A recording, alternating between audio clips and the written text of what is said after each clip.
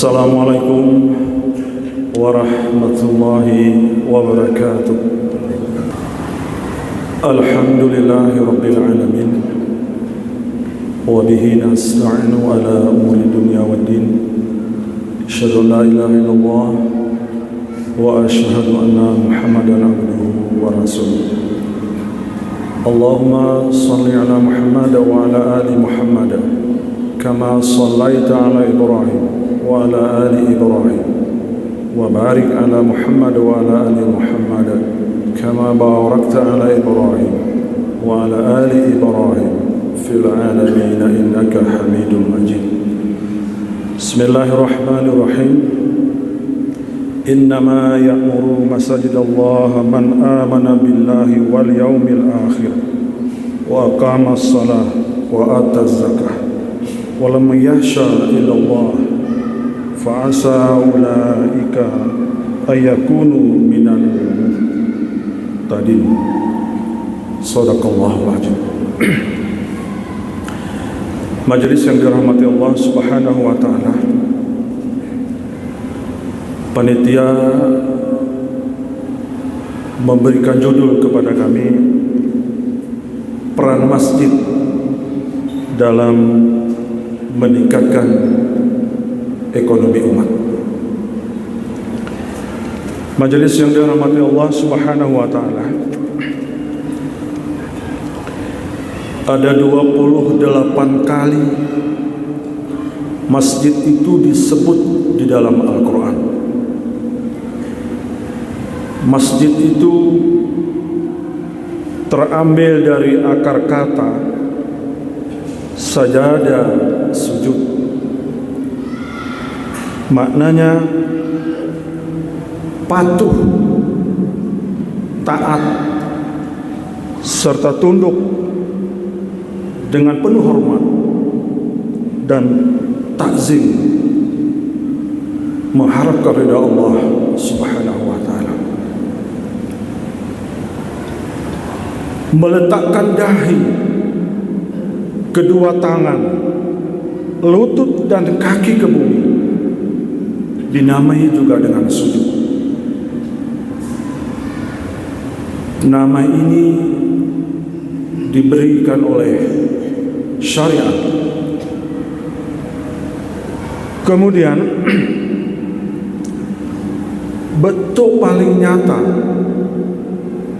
dari makna sujud itu adalah mengapa ada bangunan masjid seperti ini. Ini bentuk nyata tempat kita memperhambakan diri kepada Allah Subhanahu wa taala. Dalam pengertian keseharian, tempat salat kaum muslimin adalah masjid. Akan tetapi bila kita kaitkan dengan patuh dan taat tadi, maka hakikatnya adalah seluruh hamparan bumi ini adalah tempat kita mengabdikan diri dan tunduk serta patuh kepada Allah Subhanahu wa taala. Allah berfirman dalam surah Jin ayat 18, "Wa annal masajidallah fala tad'u ma'allahi ahada." Sesungguhnya masjid-masjid itu milik Allah. Karena itu janganlah kamu menyembah sesuatu apapun selain kepada Allah Subhanahu wa taala. Majelis yang dirahmati Allah Subhanahu wa taala, pada awal Rasulullah SAW hijrah dari Mekah ke Madinah, pada saat tekanan yang luar biasa, baik dari sisi fisik, ekonomi, dan akidah, Rasulullah hijrah ke Madinah. Yang pertama beliau bangun adalah membangun masjid Quba, lalu diteruskan dengan membangun masjid di Madinah Al-Munawwarah.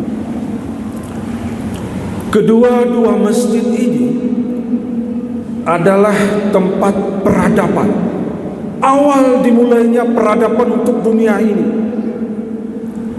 Masjid Munawarah, Madinah Al-Munawarah itu memberikan peran yang luar biasa bagi peradaban umat manusia. Paling tidak ada 10 peran yang dilakukan oleh Rasulullah SAW pada saat beliau membangun, memakmurkan, menata, memberi kenyamanan kepada jamaah. Ke-10 itu antara lain, masjid itu sebagai tempat ibadah, seperti yang kita lakukan hari ini. Dalam benak dan pemikiran kita itu masjid hari ini adalah tempat sholat, tempat zikir. Sebetulnya ada 9 lagi yang Rasulullah tanamkan pada saat itu untuk diwariskan kepada kita bersama. Yang kedua adalah tempat konsultasi dan komunikasi. Jadi Rasulullah memerankan masjid itu sebagai tempat konsultasi dan komunikasi. Di masjid diperankan menerima, menyampaikan informasi melalui telik-telik sandi, melalui orang-orang yang dipercaya untuk menyampaikan informasi atau menerima informasi, khususnya untuk umat manusia dan umat muslim paling khusus kembali. Yang keempat, yang ketiga adalah tempat pendidikan. Seluruh aktivitas pendidikan dilakukan di masjid oleh baginda Rasulullah SAW. Mulai dari kanak-kanak sampai dewasa, sampai ke majelis-majelis taklim dilakukan di masjid. Yang keempat, tempat santunan dan anak yatim. Yang kelima, tempat latihan militer dan tempat perlengkapan untuk militer. Itu dilakukan di masjid, majelis yang dirahmati Allah Subhanahu wa taala. Oleh karena itu, hari ini banyak pengumuman, banyak doa, banyak tausiah terkait dengan bagaimana berjuang, bagaimana mempertahankan agama ini, bagaimana membina umat ini, dilakukan di masjid. Majelis yang dirahmati Allah Subhanahu wa taala. Yang keenam, masjid juga tempat pengobatan para korban perang dan para pengobatan orang-orang yang sakit. Yang ketujuh, di masjid juga dilakukan tempat perdamaian orang-orang yang berselisih dan tempat memutuskan perkara. Berikutnya, masjid itu adalah tempat pertemuan, tempat menerima tamu. Berikutnya, masjid juga tempat membina para tahanan. Tahanan yang ketika berperang, baik dia melakukan kejahatan untuk muslim, orang-orang muslim, atau menyerahkan diri, di masjid dibina untuk menuju kepada jalan yang benar. Yang berikutnya, masjid adalah tempat penerapan dan pemahaman ajaran agama. Yang terakhir, di masjid juga terjadi transaksi sosial, terjadi transaksi untuk jual beli. Di masjid pusat penyantunan orang-orang yang membutuhkan. Majelis yang dirahmati Allah Subhanahu wa taala, kalau hari ini kita dituntut untuk melakukan ke-10 program ini, kemungkinan kita bisa, tapi butuh waktu yang lama. Karena sebahagian apa yang dilakukan oleh baginda Rasulullah SAW itu, majelis yang dirahmati Allah, sudah menjadi lembaga, sudah menjadi kementerian. Katakanlah Kementerian Kesehatan, Kementerian Pertahanan dan Keamanan, Kementerian Sosial, Kementerian Agama, Kementerian Pendidikan, dan lain-lain sudah diadopsi dari Mesir. Namun demikian kita masih punya peluang. Kita masih peluang.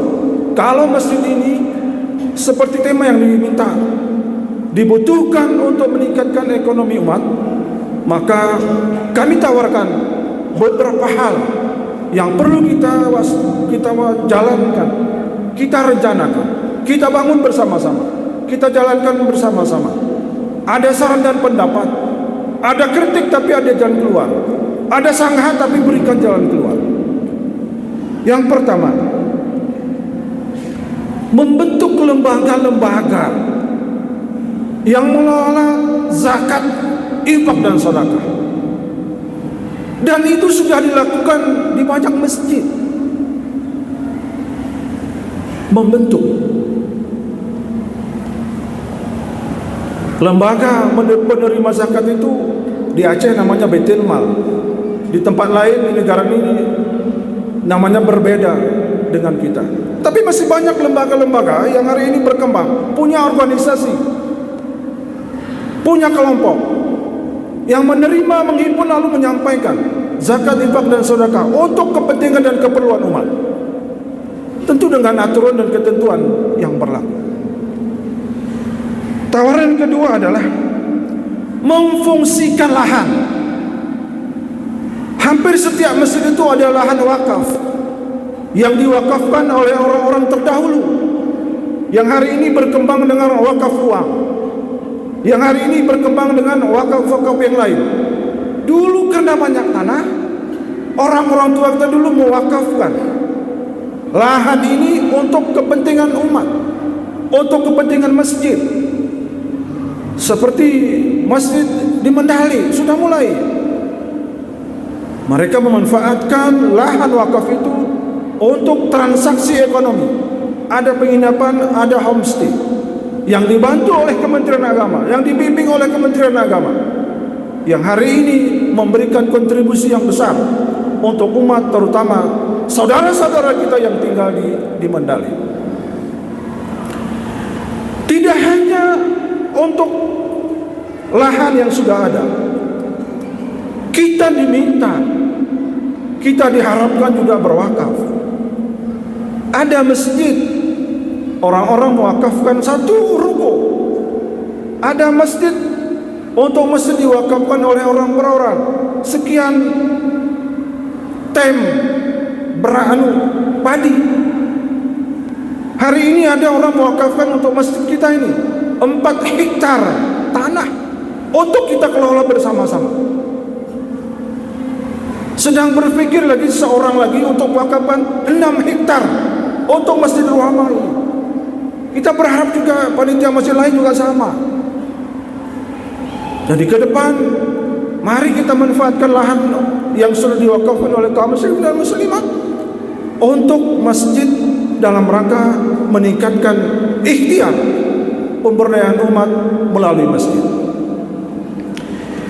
Yang ketiga, nanti saudara rahmati Allah Subhanahu wa taala, mari kita perankan masjid itu sebagai tempat menyantuni anak yatim dan fakir miskin.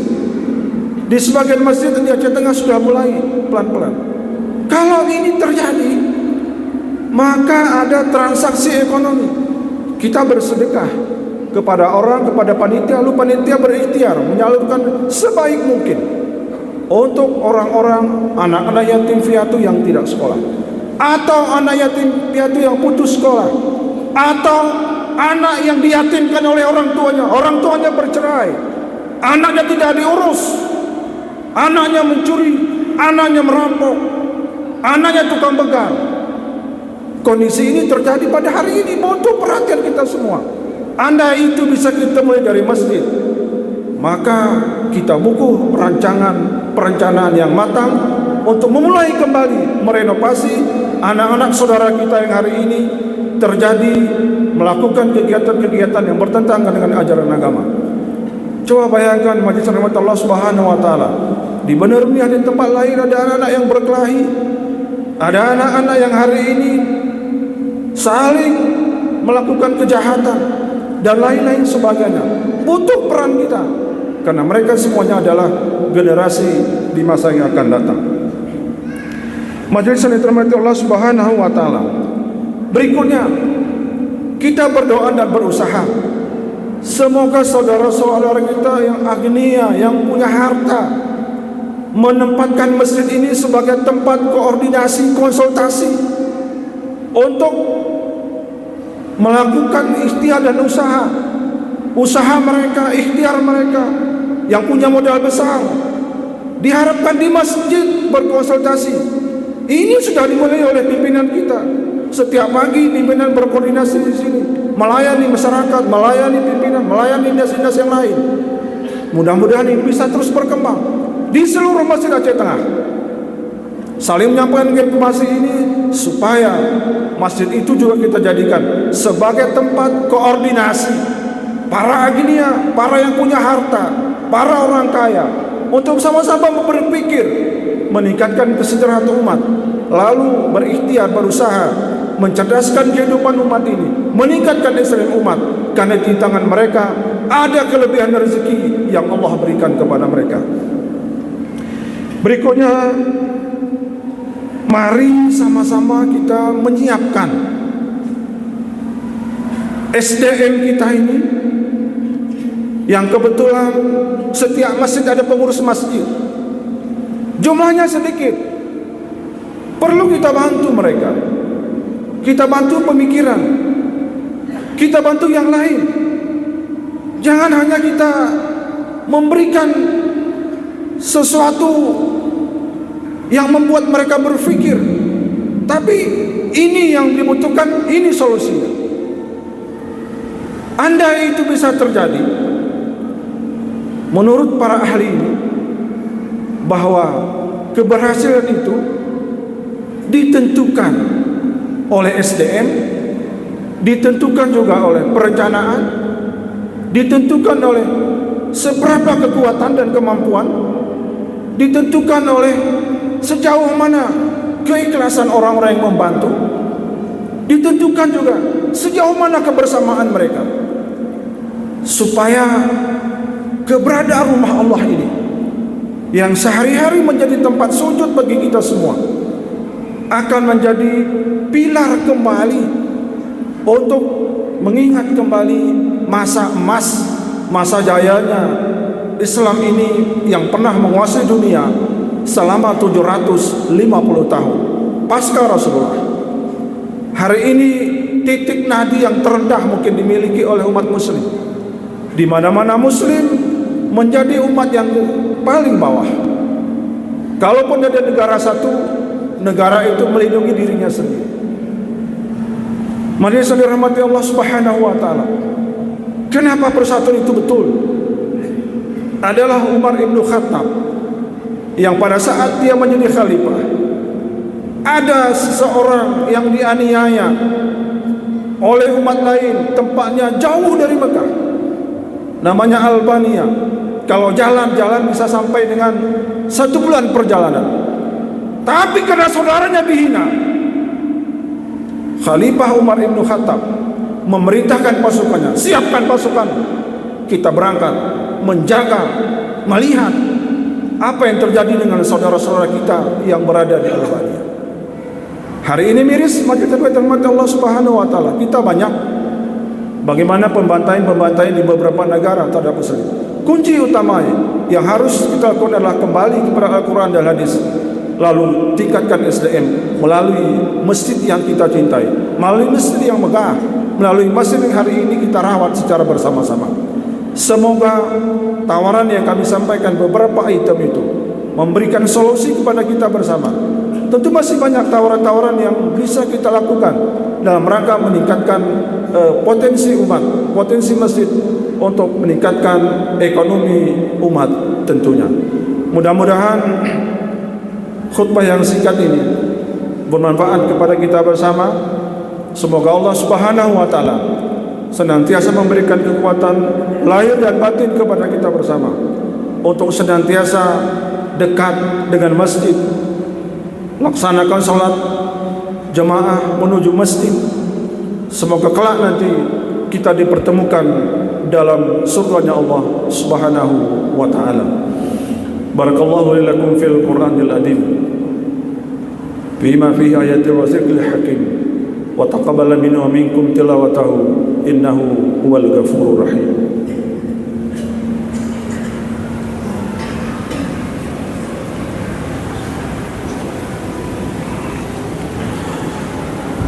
Alhamdulillahi rabbil alamin wassalatu wassalamu ala asrafil anbiya'i wal mursalin wa ala alihi wa ashabihi ajma'in.